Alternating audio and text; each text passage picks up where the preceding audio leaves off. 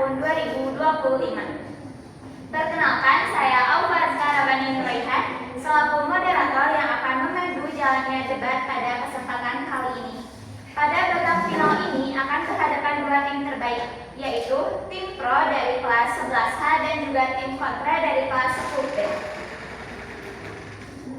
Dengan mosi debat, pembelajaran kelompok lebih baik daripada pembelajaran individu. Mosi ini bersifat final dan telah ditetapkan oleh panitia pada sesi technical meeting sebelumnya. Baiklah, mari kita mulai babak pertama, yaitu penyampaian argumentasi awal. Kesempatan pertama diberikan kepada pembicara pertama dari tim pro. Waktu 2 menit dimulai ketika Anda mulai berbicara.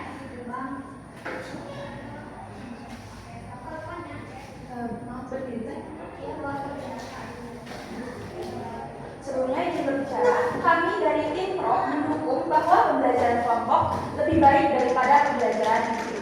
Mengapa? Dalam dunia yang semakin kolaboratif dan kompleks, kemampuan untuk bekerja sama, berdiskusi, dan menyelesaikan masalah bersama atau problem solving untuk keterampilan yang wajib kita miliki sebagai seorang siswa, supaya kita bisa bertahan, berkembang, dan relevan di dunia nyata.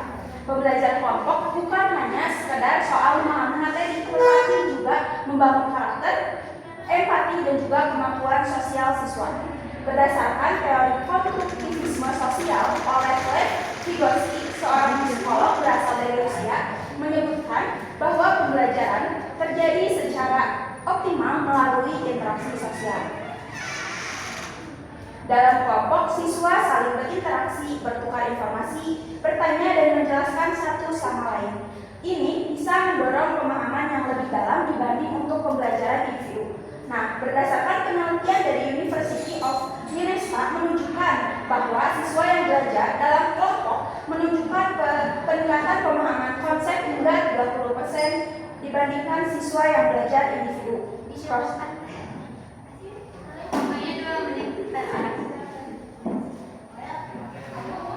Terima kasih kepada pembicara pertama tim pro atas penyampaiannya. Selanjutnya, kami persilakan pembicara pertama dari tim kontra untuk menyampaikan argumentasi pembukaan. Waktu 2 menit dimulai ketika Anda mulai berbicara.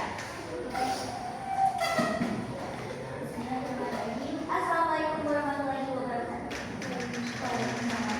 Saudara pada Dewan Juri yang kami hormati, moderator yang bertugas, dan tim pro yang kami banggakan, serta para hadirin sekalian. Izin memperkenalkan diri, saya Sandra, bernama Ana Dandresari, dan juga pembicara kedua, Widianti, yang akan berbicara pada tahap argumentasi, pada tahap penjelasan, dan juga pembicara ketiga Trisama Trisanandra yang akan berbicara pada penjelasan selanjutnya. Para Dewan Juri yang terhormat, mosi yang kita debatkan yaitu pembelajaran kelompok lebih baik daripada pembelajaran individu. Setelah kami mempertimbangkan dengan data yang ada, kami dari tim kontra menyatakan tidak setuju. Dikarenakan menurut Sujana pada tahun 2009, siswa-siswi dan mahasiswa dan mahasiswi memiliki kecepatan belajar yang berbeda-beda, mengikuti bakat minat, kepribadian siswa, dan gaya belajar yang berbeda. Karena adanya perbedaan setiap individu tersebut memunculkan adanya beberapa anggota kelompok yang pasif, sehingga menambah beban bagi anggota yang aktif. Jadi itu saja dari saya. Wassalamualaikum warahmatullahi wabarakatuh. Terima kasih kepada pembicara pertama dari tim kontra. Selanjutnya kita masuk ke babak kedua, yaitu bidasan. Dipersilakan pembicara kedua dari tim pro untuk menyampaikan bidasan selama 2 menit. Mohon izin untuk berdiri.